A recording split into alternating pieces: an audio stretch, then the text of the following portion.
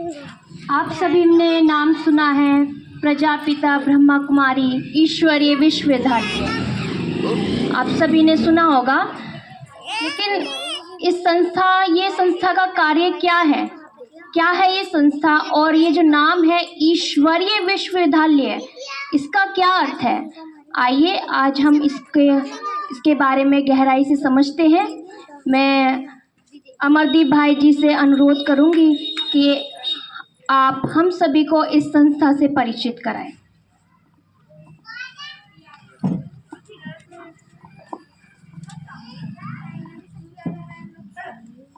ओम शांति, ओम शांति, ओम शांति।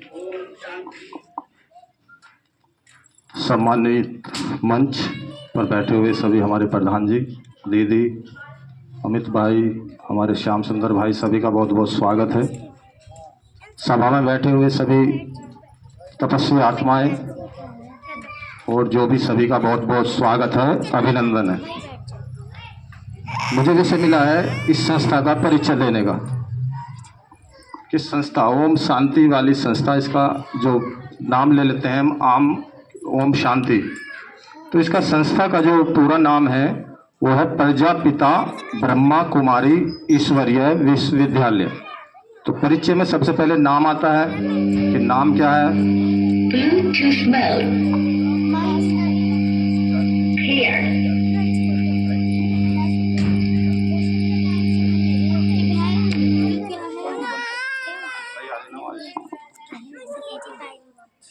नाम क्या है और धाम यानी कि स्थान कहाँ है, कहाँ कोई व्यक्ति का परिचय हो चाहे संस्था का परिचय, और कार्य क्या करता है। ऐसी संस्था हमारी क्या कार्य कर रही है। हम भी संस्था से जुड़ने का सौभाग्य प्राप्त हुआ अब से लगभग 18-19 साल पहले। तो जब से संस्था में जुड़े बहुत सारे परिवर्तन अपने अंदर पाया है। तो संस्था का परिचय की बात कि संस्था का नाम प्रजापिता, क्या ही आम भाषा में कहते हैं प्रजापति, प्रजापति नहीं, इसका नाम है प्रजापिता, यानी कि पूरी सृष्टि के जो पिता है परमात्मा। ब्रह्मा कुमारी यानी कि ब्रह्मा द्वारा स्थापना, जो कहते हैं इस सृष्टि की स्थापना ब्रह्मा द्वारा हुई। तो ब्रह्मा के कुमार और कुमारी यानी कि स्त्री और पुरुष, हम सभी ब्रह्मा के ही संतान हैं, ऐसा हमारे शास्त्रों में भी कहा हुआ है। तो वही नाम, वही बेहद का नाम रखा हुआ है, प्रजापिता ब्रह्मा कुमारी और ईश्वरीय विश्वविद्यालय। ईश्वर द्वारा स्थापन किया हुआ ये विश्वविद्यालय। जैसे दुनिया में भी यूनिवर्सिटियां हैं, विश्वविद्यालय है, जैसे हमारे यहीं नज़दीक में CCS यूनिवर्सिटी है हमारी, यहाँ भी कहीं से भी कोई भी व्यक्ति आकर पढ़ सकता है। तो यहाँ भी पढ़ सकता है, लेकिन इसका नाम है ईश्वरीय विश्वविद्यालय।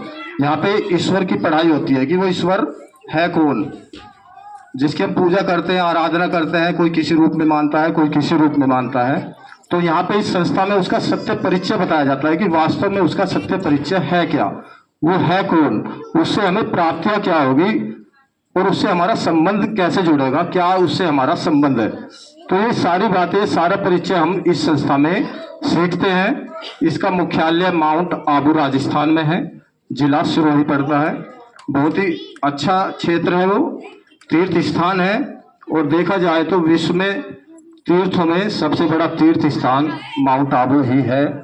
आप वहाँ पे जाओगे, वहाँ की वादियाँ, अरावली पर्वत पर स्थित वो स्थान, जहाँ पे प्राचीनता से भी अनेक राजा महाराजा भी वहाँ जाके रहते थे गर्मी के मौसम में। वो एक ऐसा स्थान है राजस्थान के अंदर, राजस्थान का नाम लेते ही ऐसा लगता है जैसे गर्मी वाला स्थान है, लेकिन वो माउंट आबू एक ऐसा स्थान है, आप सर्च कर लेना, कि जहाँ पे एक ठंडक होती है। गर्मी के मौसम में भी जैसे शिमला में ठंडक होती है, ऐसे वहाँ भी मौसम ऐसा ही रहता है।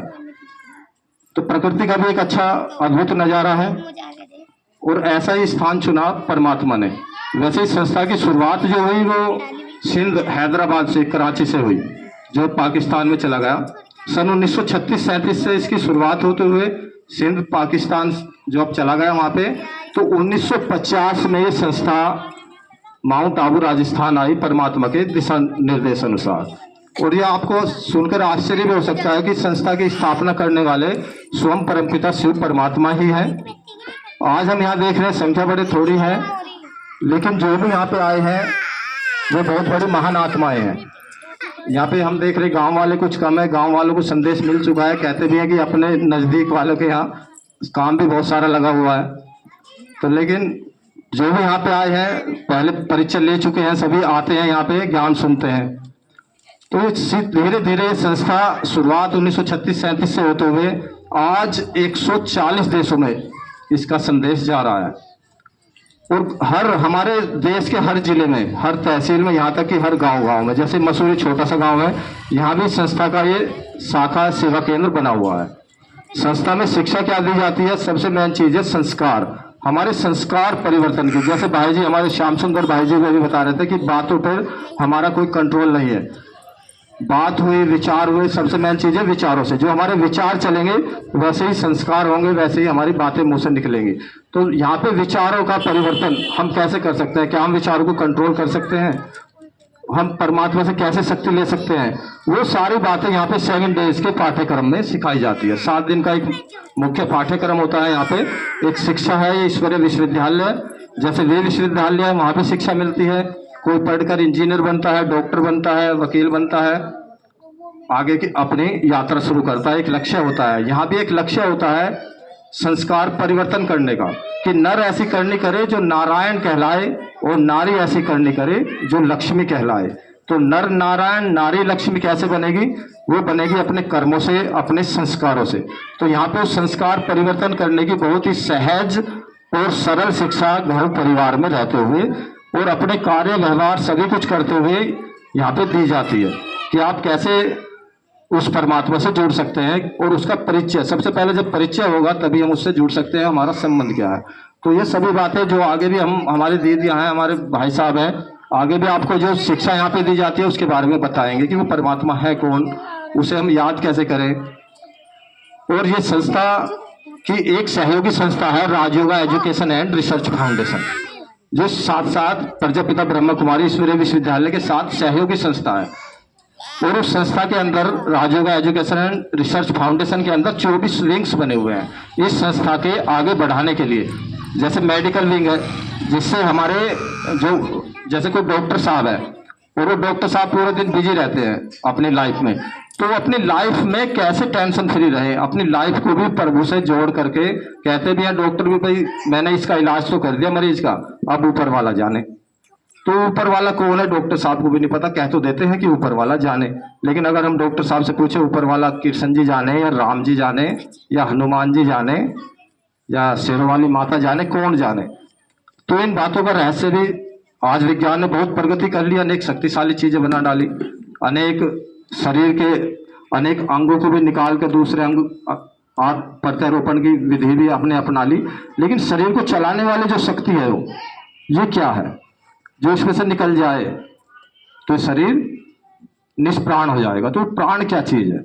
सब कुछ है, जैसे गाड़ी के अंदर ड्राइवर है, तो वो शिक्षा यहाँ पे दी जाती है कि वो शक्ति, वो एनर्जी, जो सोल जो चला रही है शरीर को, वो क्या है? वो परमात्मा जो सबका प्यारा है, सबसे न्यारा है, वो कौन है? उससे हम कैसे जुड़ सकते हैं? तो Rajyoga education and research foundation जो इसकी सहयोगी संस्था है, 24 विंग्स के द्वारा समाज की सेवा कर रही है। राजनीतिक विंग भी है इसमें, सोशल विंग है, प्रशासन विंग है, एजुकेशन विंग है, ज्यूरिस्ट विंग है, जो न्यायविद है उनकी सेवा करने के लिए। यानी कि हर क्षेत्र में कैसे हम उस क्षेत्र में कार्य व्यवहार करते हुए उस परमात्मा से जुड़ करके हम कार्य व्यवहार में आए और परमात्मा से भी जुड़े रहें। तो ये संस्था का कार्य है जो दिनों दिन आगे बढ़ता जा रहा है। 140 यानी कि पूरे वर्ल्ड की हम बात करें, लगभग 200 देश है हमारे पूरे संसार में, तो 140 से भी ज्यादा देशों में संस्था का कार्य चल रहा है। तो यही संस्था का मेन जो परिचय मैंने आपको दिया है। आप भी इस संस्था से जुड़े। मैं भी एक एडवोकेट हूँ, प्रैक्टिस कर रहा हूँ मेरठ, और मैं भी संस्था से जुड़ा लगभग 18-19 साल से, और मेरा गांव छिंदोड़ी है, शरीर का नाम अमरदीप है। तो इस संस्था से जुड़ के मैंने भी बहुत लाभ प्राप्त किया है अपने जीवन में। जैसे अभी मैं वकालत कर रहा हूँ तो वहाँ भी अनेक केस आते हैं, तो उन केस को देखते हुए उसका हमारे ऊपर प्रभाव ना पड़े और उस केस को भी हम हैंडल करते रहे। डॉक्टर साहब भी ऐसे हैंडल करते हैं, हम भी ऐसे डॉक्टर की तरह ही हैं कि कोई मरीज आता है, डॉक्टर के पास भी कोई दुखियारा ही जाता है और वकील के पास भी दुखी जाता है। तो उसको हम सुख में कैसे परिवर्तन करें? ईमानदारी के साथ और सच्चाई के साथ। ओम शांति। यह मेरा अनुभव भी है। बहुत बहुत धन्यवाद आप सभी का।